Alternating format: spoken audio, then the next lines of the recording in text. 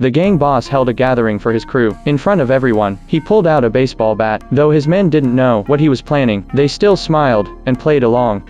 There he stands alone. But in the field, what?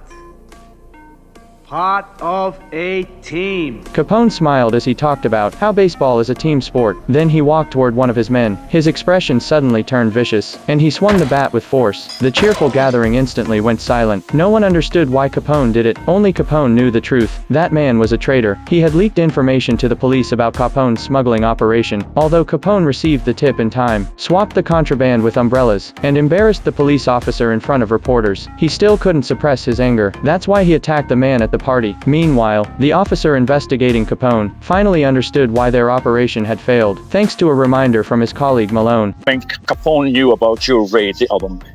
Somebody on the cops told. Right.